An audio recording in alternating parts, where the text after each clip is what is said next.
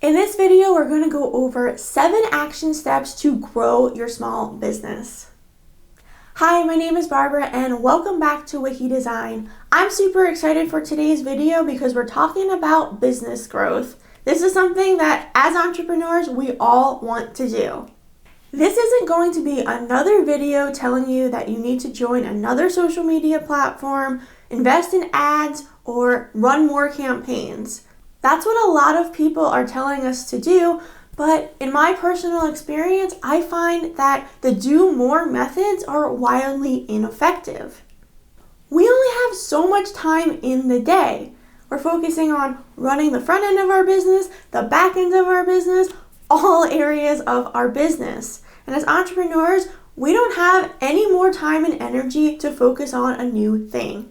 Instead of adding more to our plates, today's video is going to focus on evaluating and tweaking things that you're already doing in your business. These small tweaks can lead to massive growth. Let's get started. Number 1 is to reach out to your existing customers. A lot of business growth tactics focus on getting new customers, but you definitely don't want to miss out on the opportunities you have by reaching out to your existing audience. These are people that you've already worked with. They trust you, they've bought from you, they've used your services. Reach out to them and see if there's a potential to work together again. A simple email can go a long way. Reach out and say hi and say, hey, if there's anything that I can do to help you out, let me know. Doing that can lead to lots of new sales. If you're running a product-based business, send an exclusive discount to your existing customers. Again, this is something that can lead to a lot of additional revenue. Number 2 is tweak your existing services. If you're running a service-based business, it's likely that you bundle a lot of tasks into one service. There could be an opportunity for you to separate things out.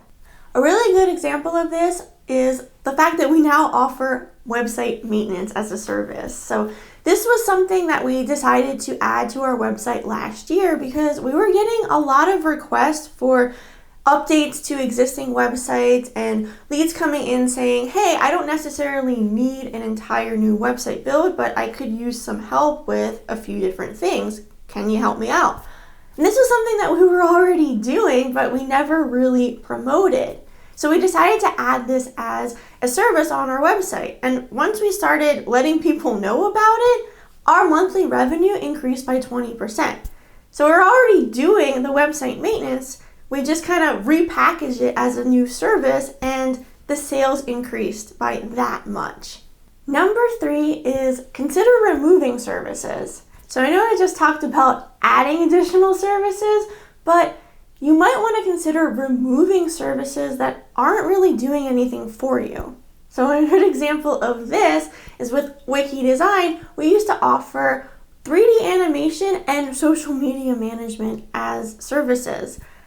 Now, no one ever in the history of our business actually signed up for 3D animation services. This is something that Mark has experience in, and we offered it as a service originally, but it just wasn't working for us, so we removed it. Now, social media management was a little bit different. We actually had a few clients on our social media management plans, but we were realizing that we were focusing a ton of time on this, and we weren't getting great results, and it wasn't something that we were really passionate about. So we decided to remove that service and focus only on website design, branding, and website maintenance.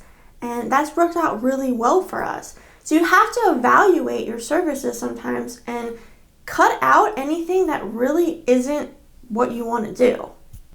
By doing that, you're going to focus more time on the things that you're really passionate about, and you'll see that people really will respond well to that because you're focusing and niching down your business.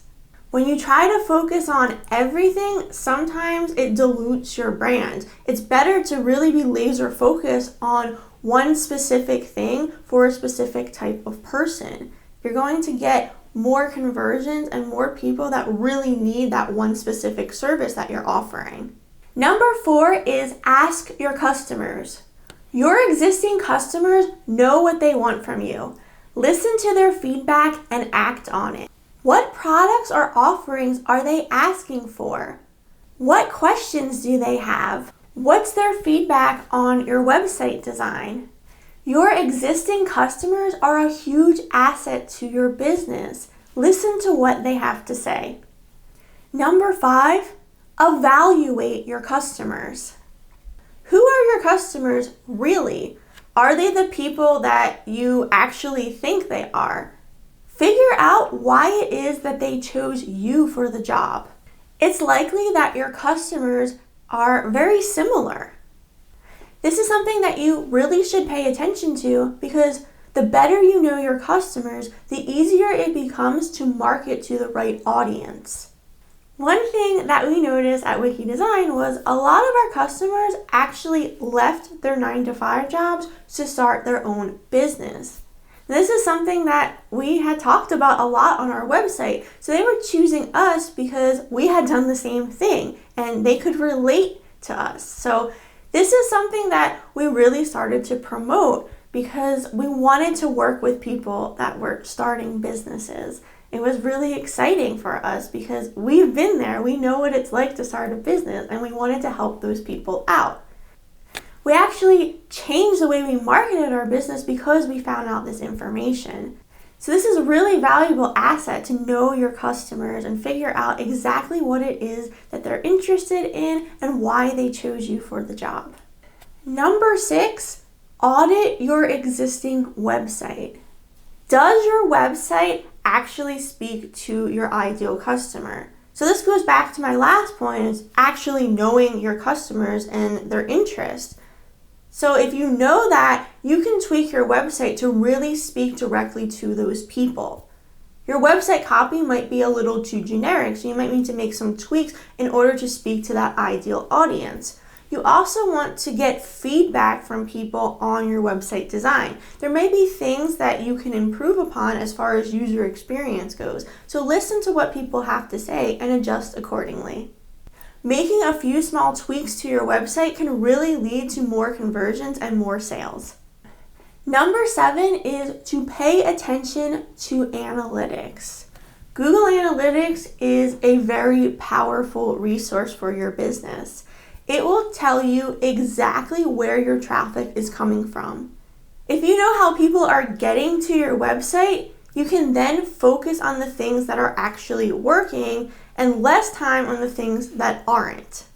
One thing we did last year was get rid of our Facebook and Instagram profiles for our business. The reason we did this is because we were spending a ton of time on those platforms and it wasn't really giving us great results. We found out by looking at our Google Analytics that the main sources of social media traffic were actually coming from LinkedIn and YouTube. That's where we were getting most of our business. So why should we focus on things that aren't actually working? So we decided to get rid of our Facebook and Instagram profiles and focus solely on creating YouTube videos and LinkedIn connections. And it really worked for us. If we didn't pay attention to our Google Analytics, we probably would still be posting to Facebook and Instagram. But once we took a look and realized that it wasn't really doing much in terms of growing our traffic, we decided it just wasn't worth it. Now we have more time to focus on the things that actually matter. So those are 7 actually helpful tips to grow your small business.